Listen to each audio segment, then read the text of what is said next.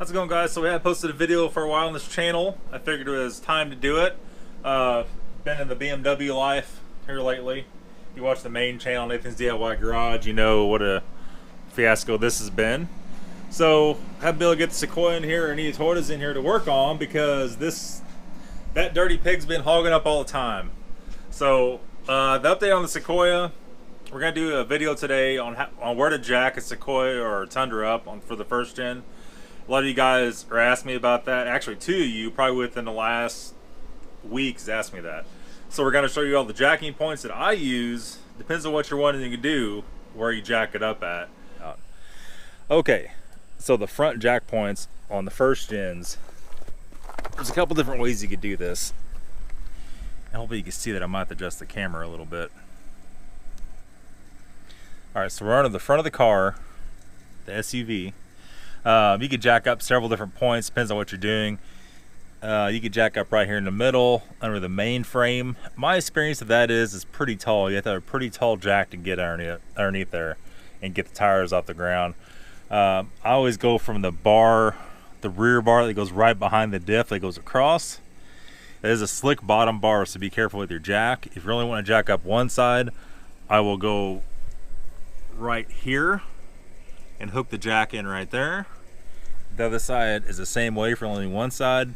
What you're going to find out with these is going to be hard to get a spot that the jack's going to be tall enough. Well, especially with this thing. With the factory height one, you may not have that issue.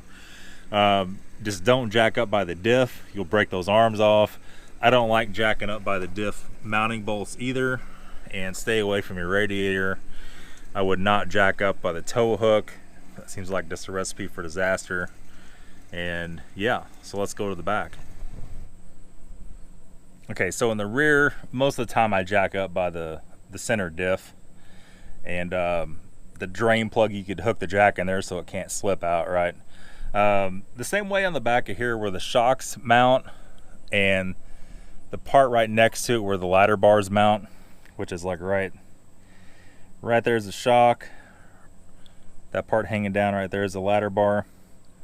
And you could jack up maybe one of those points, it's not going to hurt anything. Same way on this other side. There's really nowhere else. The frame and everything is too tall for any kind of jack to reach it. So yeah, there's my airlines for my air ride too, in case you're wondering what that was. So let's go to the side once. All right, so we're on the side, the rear side. You could also jack up from the front of the ladder bars here. You could jack up under the frame pretty much anywhere you want. But like I said, it's hard for the jack to reach all that. You can see the ladder bar running over there from front to rear. And either one of those points are strong enough. I mean, that's pretty much it. That's all you're gonna need to know about jacking up your first gen. So yeah, we got you guys on a little makeshift stand here on the pegboard. So that's pretty much gonna be it. I mean, it's a super simple car to jack up. I keep saying car. I hate that when people say that too. It's an SUV or a truck. The SUV is not a truck is not an SUV, a truck is not a car. They're all separate items. But that's how you jack those things up. And that's mainly for the first gen. The second gen's a little bit different.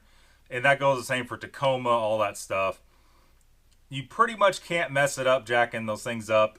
But you want to stay away from the radiator. If you have the skid plate, those parts are harder to see.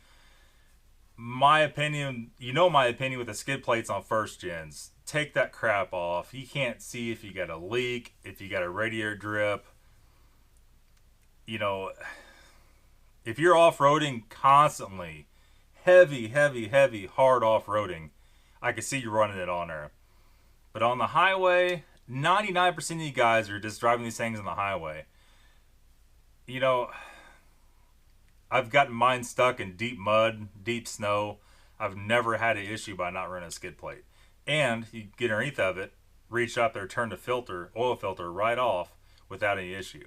With a skid plate, you take the oil filter off. If you don't take the plate off, it's all running everywhere. If you take the plate off, the bolts are all rusty, and on and on and on and on. So that's it, guys. I quit babbling. That's what the situation with the Sequoia is. Thanks for watching. We'll be back very soon with some more videos.